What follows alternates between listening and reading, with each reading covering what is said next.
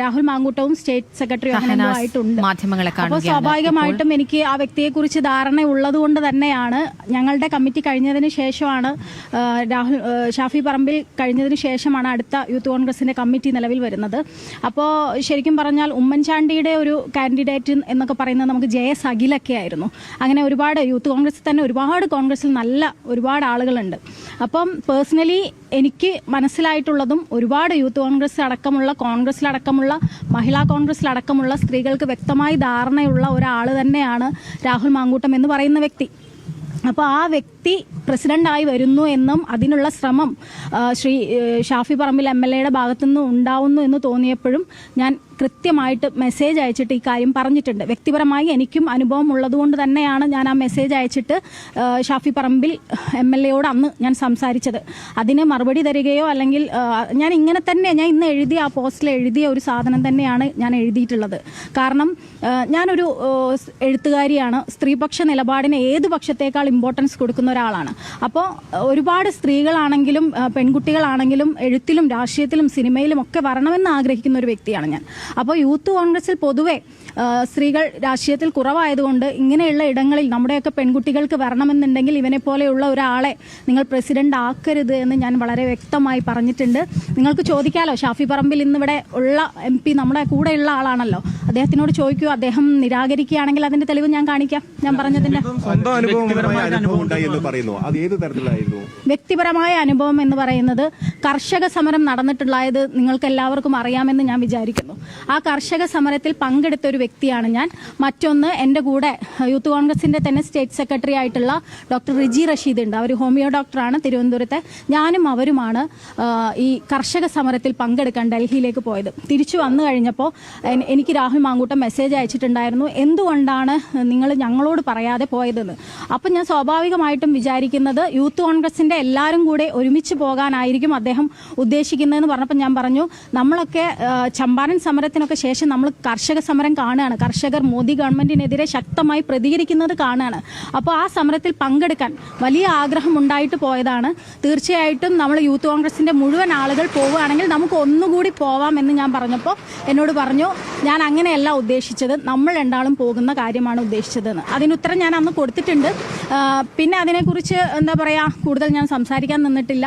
പിന്നെ എൻ്റെ അനുഭവം മാത്രമല്ല, ബാക്കി കുറേ ഇപ്പോഴും യൂത്ത് കോൺഗ്രസും മഹിളാ കോൺഗ്രസും അടക്കമുള്ള എന്തിനേറെ പറയുന്നു, നിങ്ങളെ കൂട്ടത്തിലുള്ള ആളുകളില്ലേ, നിങ്ങളെ കൂട്ടത്തിലുള്ള ആളുകൾക്ക് പോലും ഇത്തരം അനുഭവങ്ങൾ ഉണ്ട് എന്ന് വ്യക്തമായ ധാരണ എനിക്കുണ്ട്.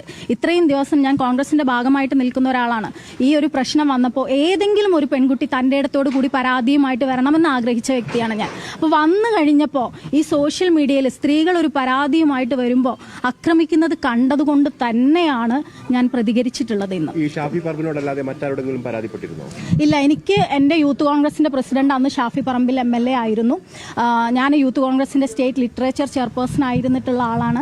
അപ്പോൾ സ്വാഭാവികമായിട്ടും എനിക്ക് പറയാനുള്ള ഒരു വോയിസ് ഉള്ള ഒരു സ്ഥലം എന്ന് പറയുന്നത് ശ്രീ ഷാഫി പറമ്പിൽ MLA ആണ് എന്ന് വിശ്വസിച്ചിട്ട് തന്നെയാണ് അദ്ദേഹത്തിനോട് ഞാൻ പറഞ്ഞിട്ടുള്ളത്.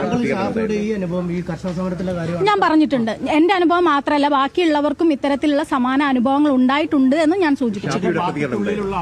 ആണ്, അതെ അതെ.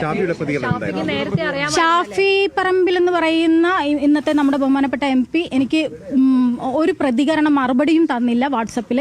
അദ്ദേഹം അത് വ്യക്തമായി കണ്ടിട്ടും ഒരു മൈൻഡ് പോലും ചെയ്യാതെ നിന്നു. പക്ഷെ ഇപ്പം പ്രശ്നം ഉണ്ടായപ്പോൾ ഞാൻ ഷാഫി പറമ്പിലിന് മെസ്സേജ് അയച്ചിരുന്നു. ഇപ്പോൾ ഫസ്റ്റ് തുടക്കത്തിൽ മെസ്സേജ് അയച്ചിരുന്നു, ഞാൻ അന്നേ പറഞ്ഞിട്ടില്ലായിരുന്നോ എന്ന് ഞാൻ മെസ്സേജ് അയച്ചപ്പോൾ ഒരു സങ്കട സ്മൈലി അദ്ദേഹം എനിക്ക് ഇട്ടിട്ടുണ്ട്. കണ്ടു. അപ്പൊ അന്നും അദ്ദേഹം കണ്ടിട്ടുണ്ട്. നമ്മളൊരു കാര്യം പറയാണ്, ഒരു സ്ത്രീ എന്ന രീതിയിൽ ഞാൻ പറയാണ്, ഇന്ന് ഒരു വ്യക്തിനെ നിങ്ങൾ വെച്ചാൽ ബാക്കിയുള്ള പെൺകുട്ടികൾക്ക് വരാനുള്ള ഒരു അവസരമാണ് നഷ്ടമാകുന്നത് എന്ന് പറയുമ്പോൾ അതിനൊരു പുല്ല് വില പോലും നൽകാതെ അവഗണിക്കുക എന്ന് പറയുന്നതും ഒരു പുച്ഛവും പരിഹാസവും ഒക്കെ ആയിട്ടാണ് ഞാൻ കാണുന്നത്. അത് മാത്രമല്ല, JS അഖിലിനെ പോലെയൊക്കെയുള്ള ഒരുപാട് ആളുകൾ ഈ യൂത്ത് കോൺഗ്രസ് എബിൻ വർക്കി തുടങ്ങിയ ആളുകളെയൊക്കെ മാറ്റി നിർത്തി ശ്രീ രാഹുൽ മാങ്കൂട്ടത്തിനെ വെക്കുമ്പോൾ അത് നമ്മൾ പറയുന്ന അഭിപ്രായത്തിനെ പുച്ഛവും പരിഹാസവുമാണെന്ന് വിശ്വസിക്കുന്ന ഒരാളാണ്. അത് നിങ്ങൾക്കറിയാലോ, ഈ ഒരു യൂത്ത് കോൺഗ്രസ് പ്രസിഡന്റ് ആയപ്പോൾ ഇക്കാലം അത്രയും പ്രസിഡന്റ് ആയിരിക്കുന്ന സമയത്ത് വ്യാജ വോട്ടിന്റെ പ്രശ്നം ഇത് കമ്മ്യൂണിസ്റ്റുകാരോ അല്ലെങ്കിൽ BJPക്കാരോ കൊടുത്ത പരാതിയല്ല, കോൺഗ്രസിനകത്ത് നിന്ന് തന്നെ വന്ന പരാതിയാണ്. ശ്രീ ഉമ്മൻചാണ്ടി നിർദ്ദേശിച്ച യൂത്ത് കോൺഗ്രസിന്റെ പ്രസിഡന്റ് ആരായിരുന്നു? JS അഖിലായിരുന്നു. പിന്നെ ഷാഫി പറമ്പിൽ എന്ന് പറയുന്ന വ്യക്തി ആരെയാണ് രാഹുൽ മാങ്കൂട്ടത്തിനെ എന്തിന്റെ പേരിലാണ് വെച്ചത് എന്ന് നമുക്കെല്ലാവർക്കും വ്യക്തമായിട്ട് അറിയാം. എനിക്ക് അതിപ്പോഴും ഞാനൊരു കോൺഗ്രസ്സുകാരി ആയതുകൊണ്ട് പലപ്പോഴും രാഹുൽ മാങ്കൂട്ടത്തിന്റെ ഇഷ്യൂ വരുമ്പോൾ പല ആളുകളും പല തരത്തിലുള്ള ട്രോളുകളും കാര്യങ്ങളൊക്കെ എനിക്ക് അയക്കാറുണ്ട്. അതിൽ അവർ പറയുന്ന ഒരു കാര്യമുണ്ട്, രാഹുൽ മാങ്കൂട്ടത്തിന് ഷാഫി പറമ്പിൽ എന്ന പോലെ ഒരു സൗഹൃദം മറ്റാർക്കെങ്കിലും കിട്ടിയിരുന്നെങ്കിൽ അത് വലിയ അനുഗ്രഹമാണെന്ന്. അത് പറയേണ്ടത് ഷാഫി പറമ്പിലാണ്.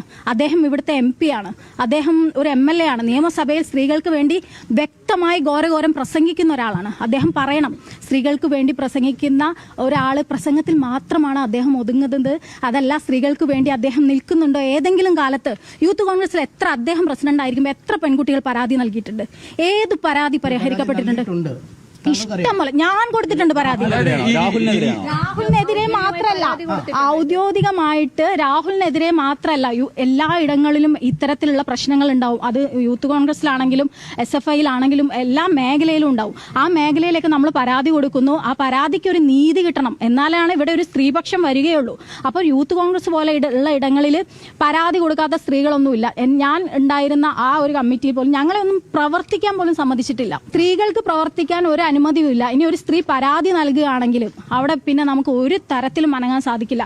നിങ്ങൾ വിചാരിക്കുന്നുണ്ടോ ഇപ്പം നിങ്ങൾ ഈ രാഹുൽ മാങ്കൂട്ടം വിഷയത്തിൽ പ്രതികരണവുമായി വന്നിട്ടുള്ള ഒരുപാട് സ്ത്രീകൾ കോൺഗ്രസിനകത്ത് തന്നെ ഉണ്ട്.